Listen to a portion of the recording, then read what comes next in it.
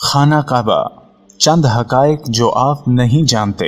اس دنیا میں کوئی ایسی جگہ نہیں جو خانہ کعبہ کی طرح مقدس اور مرکزی حیثیت رکھتی ہو۔ یہ مقام سعودی عرب میں وادی حجاز میں واقع ہے۔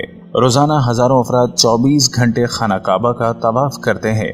خانہ کعبہ کی مقدس تصاویر لاکھوں گھروں کی زینت ہیں اور کروڑوں مسلمان اس مقام کو اپنا قبلہ تسلیم کرتے ہوئے اس کی جانب رخ کر کے 5 وقت کی نماز ادا کرتے ہیں۔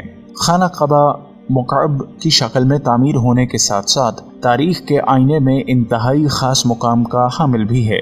یہاں ہم خانہ کعبہ کے متعلق چند ایسے حقائق پیش کریں گے جن سے بہت کم لوگ واقف ہیں۔ خانہ کعبہ کئی مرتبہ تعمیر ہو چکا ہے۔ خانہ کعبہ جس طرح آج ہمیں نظر آتا ہے یہ ویسا نہیں ہے جو حضرت ابراہیم علیہ السلام اور حضرت اسماعیل علیہ السلام کے دور میں تعمیر ہوا تھا۔ وقت کے ساتھ پیش آنے والی قدرتی آفات اور حادثات کی وجہ سے اس کو دوبارہ تعمیر کرنے کی ضرورت پڑتی رہی ہے۔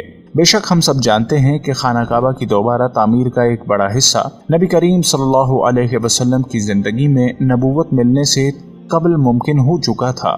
یہ وہ وقت تھا جب نبی کریم صلی اللہ علیہ وسلم نے ایک بڑی خون ریزی کو اپنی دور اندیشی سے روکا تھا۔ ایک بڑے کپڑے میں حجر اسود کو رکھ کر ہر قبیلے کے سردار سے اٹھوایا تھا۔ اس کے بعد آنے والے وقت میں کئی مرتبہ خانہ کعبہ کی تعمیر ہوتی رہی ہے۔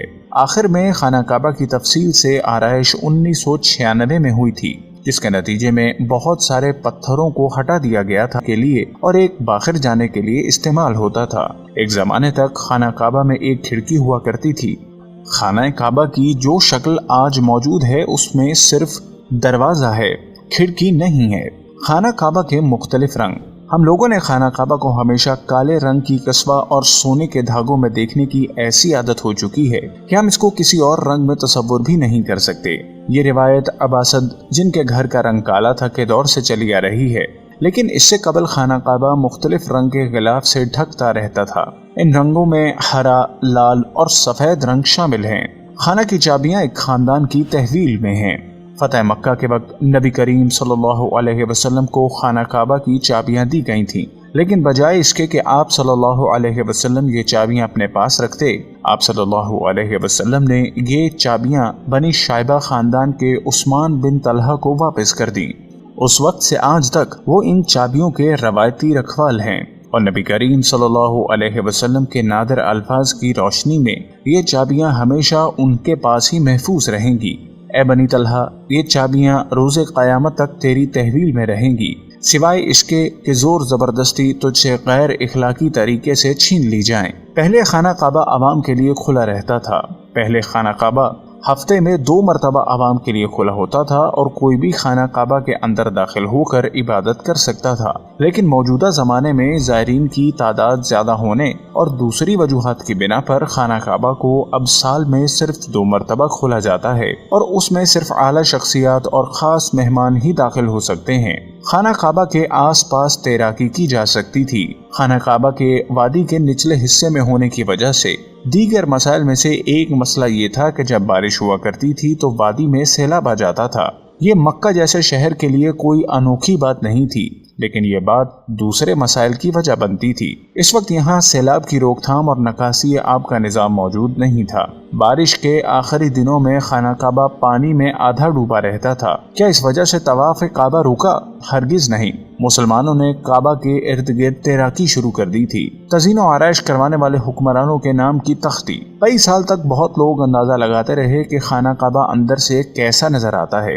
دوسری اور تیسری معلومات کے ذریعے کے مطابق وہ لوگ خوش نصیب ہیں جن کو خانہ کعبہ کے اندر داخل ہونے کی سعادت ملی، اور ایک خوش نصیب وہ ہے جس کو تصویر بنانے کا موقع ملا اور لاکھوں لوگوں نے یہ تصویر انٹرنیٹ پر آن لائن دیکھی۔ خانہ کعبہ کا اندر کا حصہ سنگ مرمر اور ہرے رنگ کے کپڑے سے ڈھکا ہوا ہے۔ جس دور کے حکمران نے خانہ کعبہ کی دوبارہ آرائش کروائی اس نے خانہ کعبہ کے اندر اپنے نام کی تختی بھی لگوائی۔ خانہ کعبہ کی تعداد 2 ہے۔ خانہ کعبہ کے بالکل اوپر جنت میں خانہ کعبہ موجود ہے۔ اس کا ذکر قرآن پاک میں بھی آیا ہے اور نبی پاک صلی اللہ علیہ وسلم نے بھی اس بات کی نشاندہی کی ہے۔ اللہ کے نبی صلی اللہ علیہ وسلم نے واقعہ معراج سناتے ہوئے فرمایا، جب مجھے بیت المعمور اللہ کا گھر دکھایا گیا تو میں نے حضرت جبرائیل علیہ السلام سے پوچھا انہوں نے جواب دیا، یہ بیت المعمور ہے جہاں 70,000 فرشتے روزانہ اللہ کی عبادت کرتے ہیں، اور جب وہ یہاں سے جاتے ہیں تو واپس نہیں آتے، ہمیشہ نیا دستہ آتا ہے۔ حجر اسود، کیا آپ نے کبھی اس بات پر غور کیا کہ حجر اسود چاندی کے سانچے میں کیوں گھرا رہتا ہے؟ کچھ لوگوں کا خیال ہے کہ حجر اسود امویات کی فوج کے ہاتھوں مارے گئے پتھر لگنے کی وجہ سے ٹوٹ گیا جب وہ مکہ پر قابض تھے، جبکہ یہ پتھر عبداللہ بن زبیر کی ملکیت میں تھا۔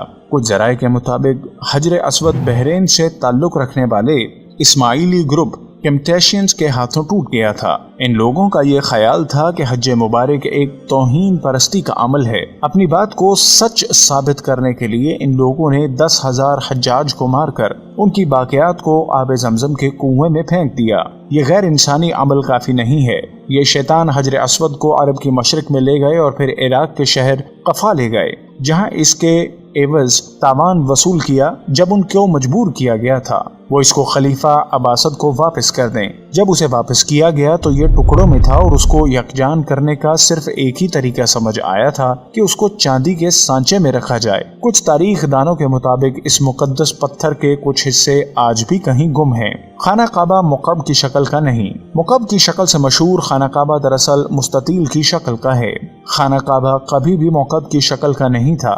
اس کے اصل زاویے کے مطابق ایک آدھا گول حصہ ہے جس کو حجرہ اسماعیل کہا جاتا تھا۔ نبی کریم صلی اللہ علیہ وسلم کو نبوت ملنے سے پہلے جب خانہ کعبہ کی دوبارہ تعمیر ہوئی تھی تب قریش نے اس بات کی حامی بھری تھی کہ وہ حلال کمائی سے ہی اس کی تعمیر مکمل کریں گے۔ اس کا مطلب یہ ہوا کہ حقیقی قطر کی جانب اشارہ کرتی تھی۔ اپنی زندگی کے آخری حصہ میں حضرت محمد صلی اللہ علیہ وسلم نے خانہ کعبہ کی دوبارہ تعمیر کا ارادہ کیا تھا، مگر یہ عظیم فریضہ سر انجام دینے سے پہلے ہی آپ صلی اللہ علیہ وسلم جہان فانی سے کوچ کر گئے۔ خلیفہ عبداللہ بن زبیر کے دور حکومت کے چند سال کے مختصر وقفے میں خانہ کعبہ اپنی اسی شکل میں موجود تھا جس میں نبی صلی اللہ علیہ وسلم نے دیکھا تھا۔